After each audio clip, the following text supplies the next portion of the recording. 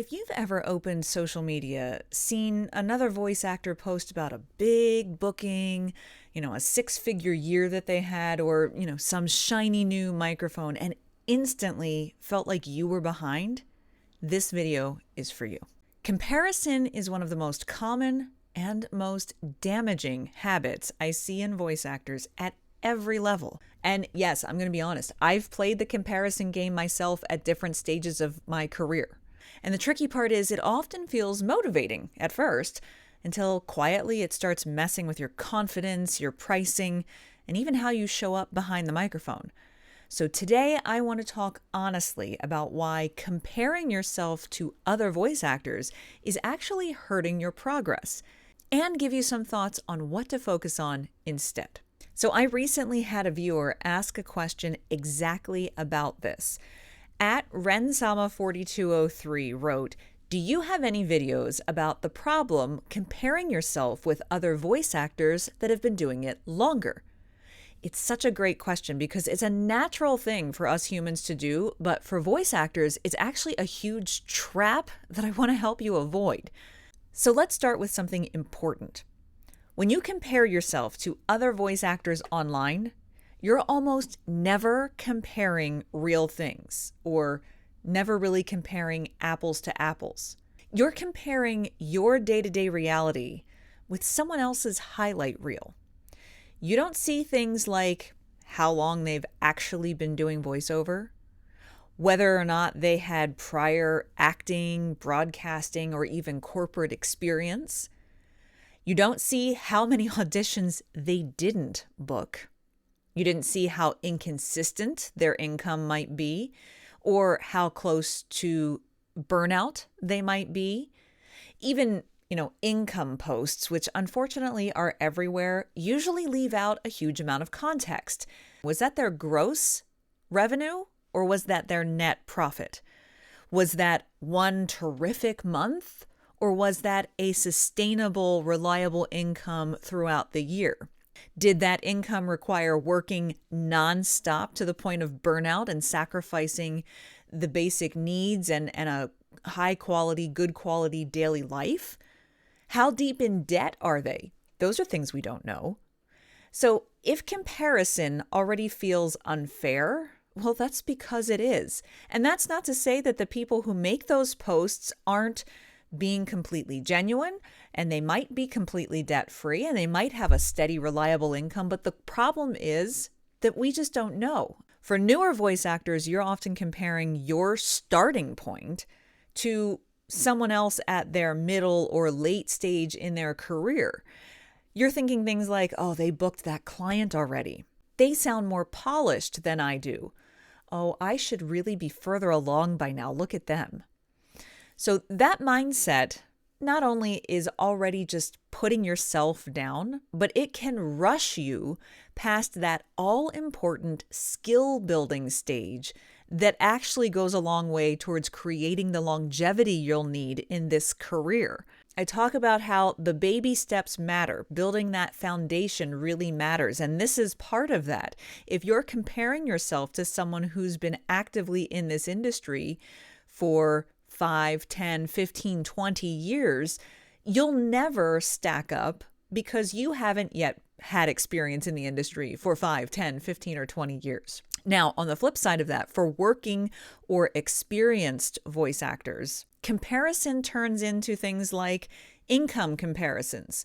Well, they've been working for 10 years and they seem to be making a lot more money than I do. Comparison looks like client lists and portfolio envy. It also can look like momentum. Why does it feel like they always seem to be hopping on the new trend so successfully, or pivoting their career at the right point with such high success?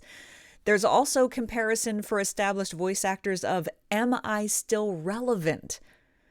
All of that pressure can lead to overworking, underpricing because, you want to start to try to get ahead, so you start to undercut your rates, or you begin chasing opportunities that don't even align with your strengths just to chase a new client, a new billing that you can bring in. And so this is where comparison becomes more than just, a state of mind type of thing. It actually becomes a business problem. Because when you constantly compare yourself, it starts affecting how confidently you audition. Because if you're always chasing to catch up with someone else, that little note of desperation is going to come through in your auditions. It's going to affect how you price your work. It's good to price your work competitively, but you don't want to undersell or undercut yourself just because you want to win a job over somebody else. There has to be a fine balance there. It affects how you communicate with clients. Again, that tiny note of desperation or begging for work can slightly start to come through in your tone in your correspondence with clients if you're not careful. It will affect how willing you are to take creative risks. You start thinking to yourself, well, I don't know, creatively, I don't know if I'm as good as that voice actor over there, and so maybe I shouldn't even bother trying. All of that works against you, and that's not what we want to see you do. Incredibly talented voice actors of any level end up in a pitfall where they undersell themselves, they overthink every single read, or they abandon their own lane and their own specialty and what they're really good at, not because they weren't good enough, but because they were measuring themselves against someone else's perceived path and perceived success. Now, I will take a quick pause here because this actually ties directly into something I see all of the time. One of the biggest ways that comparison sneaks into your business is through your client communication, as I just mentioned. You're second guessing how you sound in your emails, you're second guessing what you're charging, your rates, how often you follow up, what to say next. If any of that is something that you struggle with, I created the Voice Actors Marketing Toolkit, which includes 10 ready-to-use copy and paste correspondence templates designed to help you sound confident, professional, and clear without having to overthink every message. It's linked below if you want a system that removes a lot of that stress and uncertainty, so check that out. So, okay, if comparison is going to be inevitable, and let's be honest, it kind of is, the goal isn't necessarily to eliminate it, it's just to redirect it. The only comparisons that actually help are comparing yourself to yourself. So compare things like where your reads were 6 months ago versus now. I mean, it can even be last week versus this week. But how are your reads sounding?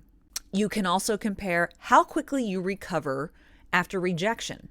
Rejection could be a flat out no from a potential client. It could be an empty inbox that you never heard back after an audition. It could even be rejection from a talent agency that they're not quite interested in taking you on for representation. How quickly do you recover from those types of rejection now compared to a month, 2 months, 3 months ago? Compare how clearly you understand the niches that you have chosen to focus on. Whereas before, maybe they were just a broad concept. Have you drilled down into those niches to find sub-niches? Do you understand what clients are looking for in that niche a little bit better now? Compare things like how efficiently you are auditioning these days. Does it now only take you 5 to 10 minutes to complete an audition from start to finish where it used to take you 30? That is a celebration. That's a win. That is proof of progress. Compare for yourself how confident you feel communicating with clients now over when you first started. The point here is that progress in voiceover is often very quiet, but that doesn't mean just because you can't hear it or see it very clearly, doesn't mean it's not happening. So how do you make this shift? How do you take constantly comparing yourself to others in the field to just comparing yourself with yourself? Well, here are a few things that can genuinely help. First of all, curate your social media feeds. If there are certain accounts, no matter what the platform, certain accounts or personalities that always trigger comparison for you, that you're always stacking yourself up against, mute them for a little while. Also, if how much people are making or what they're charging seems to be something that you focus on, well, limit how often you consume the income-focused content, particularly here on YouTube. Keep for yourself a private list of wins. Any bookings, any compliments that you receive, even if it's from someone in your family, write it down.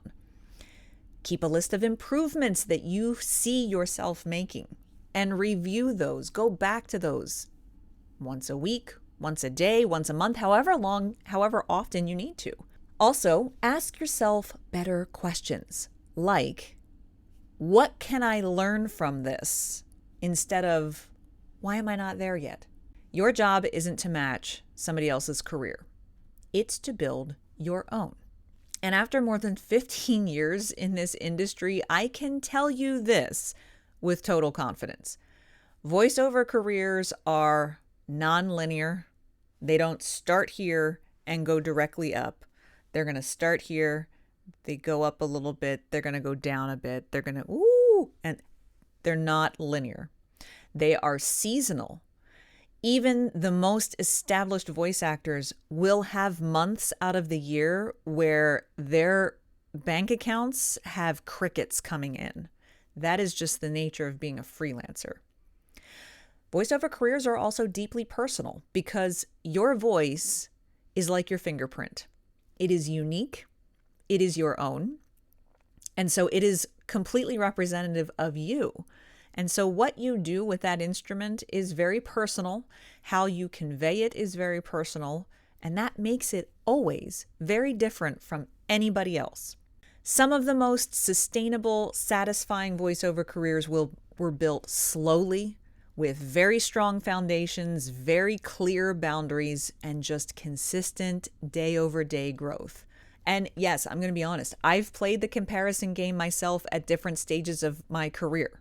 Oh, they have more marketable skills than me. Oh, they have an agent and I don't. I'm probably missing out on big work. Oh, they're in the actors union and I've chosen not to do that. Again, they're probably getting the big ticket work that could be my next break. But then I have to step back and remind myself that the work that I am doing, the progress that I have made, enough that I do this full time now, is because I'm in charge of my own path. And I'm choosing the steps, the detours, and the side quests I want to take to get to my goal. Because remember, everyone's ultimate goal is different. So if nothing else, remember this. You are not late. You are not behind. You are not invisible. You're just in your chapter. And that's a perfect place to be.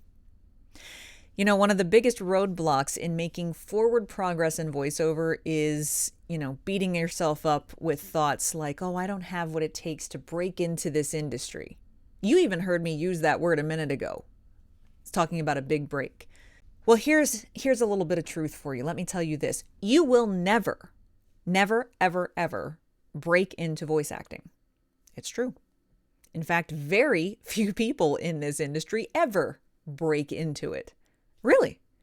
Does that confuse you a little bit? Does that sound maybe counterintuitive? Well, I want you to watch this video over here and learn all about the mindset shift that will help take you from voiceover despair to really positive, confident momentum. We'll see you over there.